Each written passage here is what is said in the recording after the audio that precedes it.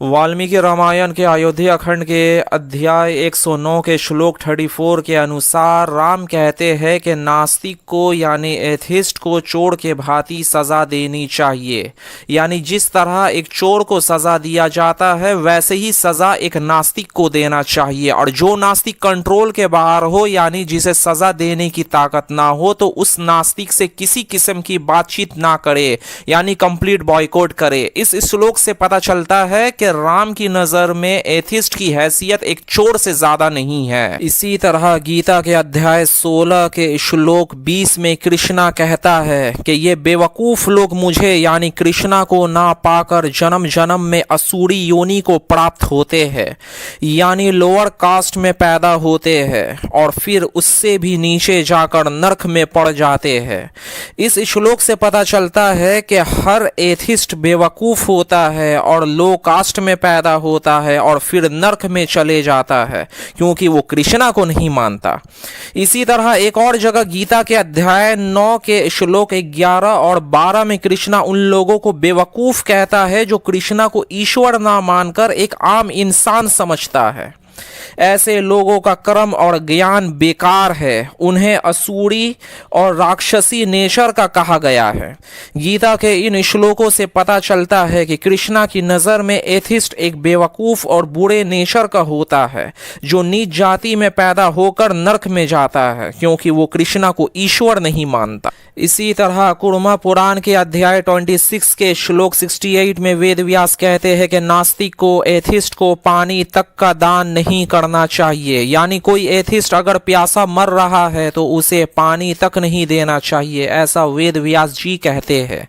इसी तरह निरुक्त के अध्याय 5 में यशकाचार्य इंतजार करते हैं कि इंद्र कब आराधना ना करने वाले को अपने पैर से कुचल कर मार डालेंगे। कोई भी एथिस्ट आराधना नहीं करता, लिहाजा यशकाचार्य की ये तमन्ना है कि इंद्र हर एथिस्ट को कुचल कर मार डाले। इसी तरह विष्णु पुराण के मुताबिक वेद व्यास का रियल फादर ऋषि पराशर कहता है जो वेदों को छोड़ देता है वो पापी नग्न यानी नंगा कहलाता है। कोई भी एथिस्ट वेद को पकड़े हुए नहीं है, सभी एथिस्ट वेद को छोड़े हुए हैं। लिहाजा इस श्लोक के मुताबिक सारे एथिस्ट पापी नंगे हैं।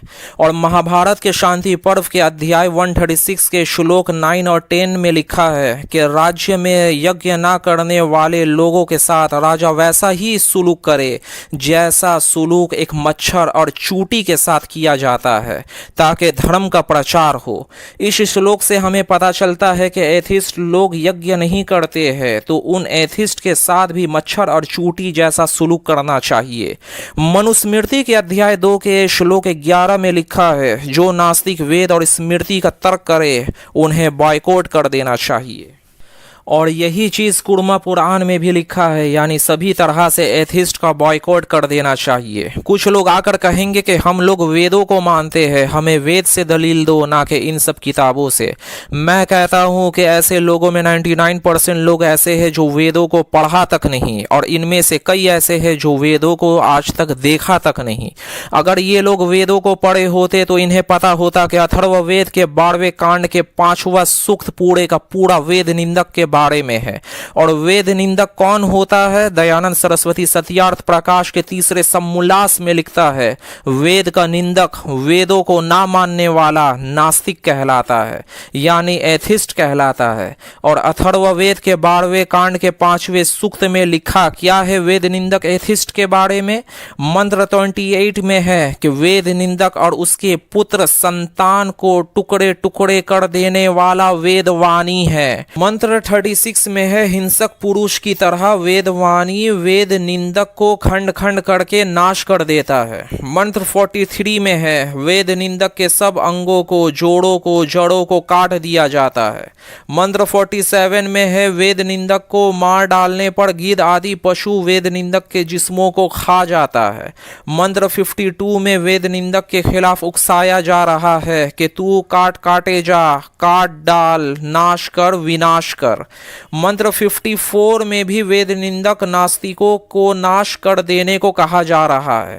मंत्र 55 में वेद निंदक को मारने के लिए छुरा कटार को धार करने को कहा जा रहा है। और मंत्र 62 में है वेद निंदक को काट डाल, चीर डाल, फाड़ डाल, जला दे, फूक दे, भस्म कर दे। मंत्र 68 में कहा गया है कि उस वेद विरोधी के लोमों को काट डाल, उसकी खाल उतार ले, उसके मांस के टुकड़े को बोटी बोटी कर दे, उसकी नसों को ऐंठ दे, उसकी हड्डियां मिसल दे, उसकी मींग निकाल दे, उसके सब अंगों और जोड़ों को ढीला कर दे।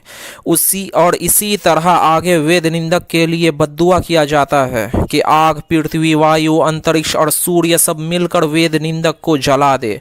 ये मैंने नमूने के तौर पर अथर्ववेद के 12वें कांड के 5वें सूक्त से कुछ मंत्र दिखाया है। वैसे पूरा का पूरा 5वां सूक्त वेद निंदक एथिस्ट के बुराई से भरा हुआ है।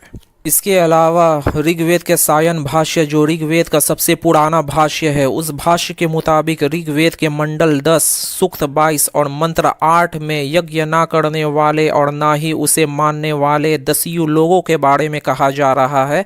और इंद्र से ये प्रार्थना किया जा रहा है कि दस्यु लोगों का विनाश करो।